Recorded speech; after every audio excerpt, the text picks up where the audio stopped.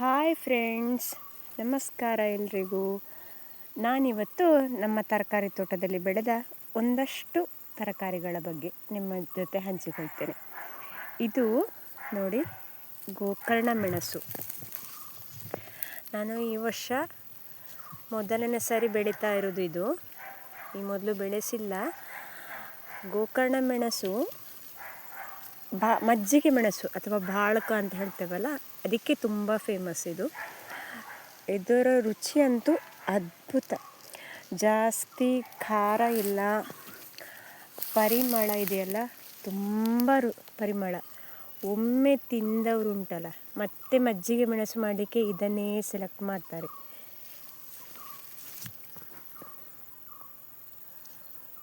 ನೋಡಿ, ಕಾಣ್ತಾ ಇದೆಯಾ? ಇದು ನಮ್ಮ ಕರಾವಳಿಯಲ್ಲಿ ಸಿಗೋದು ಸ್ವಲ್ಪ ಕಡಿಮೆ. ಯಾವುದೇ ತರಕಾರಿ ಅಂಗಡಿಯಲ್ಲಿ ಕೂಡ ಸಿಗೋದಿಲ್ಲ ಇದು. ಗೋಕರ್ಣ ಸೈಡು ಸ್ವಲ್ಪ ಜಾಸ್ತಿ ಸಿಗ್ತದೆ ಇದು ನಾನು ಆ ಸೈಡು ಫ್ರೆಂಡ್ಸ್ ಕೈಯಿಂದ ಸೀಡ್ಸು ತರಿಸಿ ಮಾಡಿದ್ದು. ಇದು ನೋಡಿ, ಸ್ವಲ್ಪ ಉದ್ದ ಇದೆ. ಇದು ಗೋಕರ್ಣ ಮೆಣಸಲ್ಲಿ ಈ ಥರ ಬರ್ತದಂತ ಹೇಳಿ ನನಗೆ ಗೊತ್ತಿಲ್ಲ.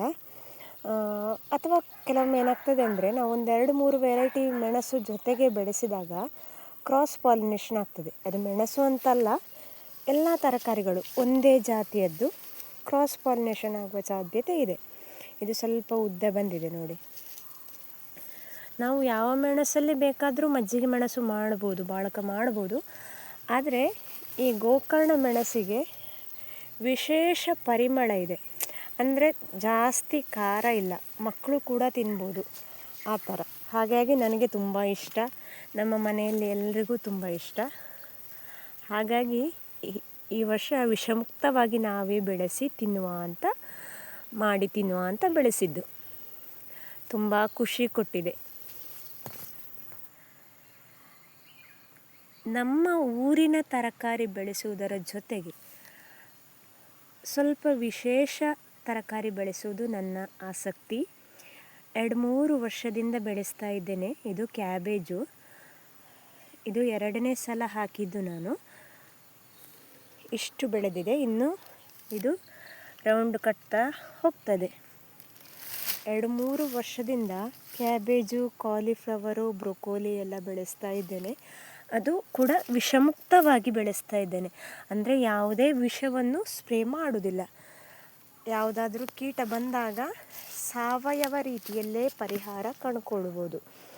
ಸಾವಯವದಲ್ಲಿ ಬೆಳೆಸಲಿಕ್ಕೆ ಆಗುವುದಿಲ್ಲ, ನಮ್ಮ ಕರಾವಳಿಯಲ್ಲಿ ಕ್ಯಾಬೇಜು, ಕಾಲಿಫ್ಲವರ್ ಬೆಳೆಸಲಿಕ್ಕೆ ಆಗುವುದಿಲ್ಲ ಅನ್ನೋದು ತಪ್ಪು ಕಲ್ಪನೆ. ಖಂಡಿತವಾಗಿಯೂ ನಮ್ಮಲ್ಲಿ ಬೆಳೆಸ್ಬೋದು. ನಮ್ಮ ಮನೆ ಮಟ್ಟಿಗೆ ಬೇಕಾದಷ್ಟು ಧಾರಾಳವಾಗಿ ವಿಷಮುಕ್ತವಾಗಿ ಬೆಳೆಸ್ಬೋದು.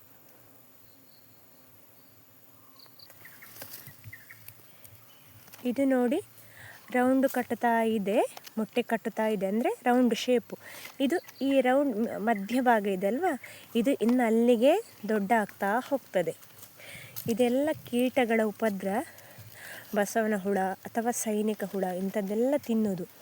ನೋಡಿ, ಒಂದು ಇಲ್ಲಿ ಇದೆ ನೋಡಿ ಉಪದ್ರ ಮಾಡೋದು. ಆದಷ್ಟು ಅದನ್ನು ರಾತ್ರಿ ಲೈಟ್ ಹಾಕಿ ಹಿಡಿದು ಕೊಲ್ಲುವುದು.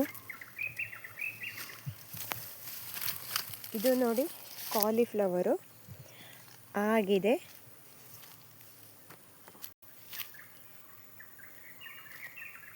ಇದು ಕೂಡ ಕಾಲಿಫ್ಲವರು ನೋಡಿ, ಆಗ್ತಾ ಇದೆ. ಕೆಲವರಲ್ಲಿ ಇನ್ನು ಆಗಬೇಕಷ್ಟೇ.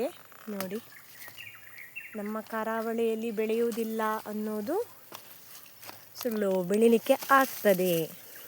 ಮತ್ತು ನಾವು ಮನೆಯಲ್ಲಿ ಬೆಳೆಸಿದ್ದಕ್ಕೆ ವಿಶೇಷವಾದ ಪರಿಮಳ ಇದೆ.